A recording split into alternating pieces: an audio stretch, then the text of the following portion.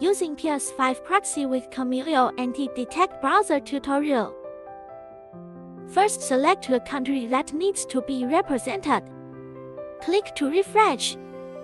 Select the IP to use. Right-click and select a port.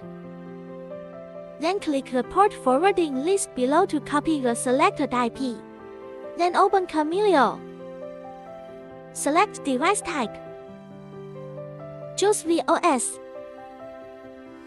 Select browser.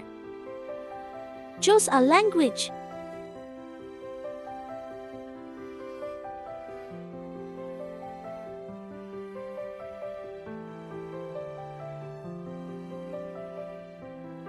Enter a name.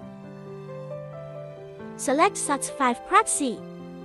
Paste the copied proxy IP and port into it.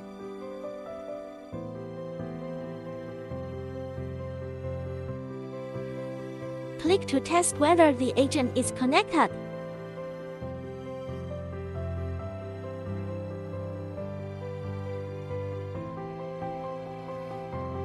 Click Save. Enter IP query website. Check whether the current IP is modified successfully.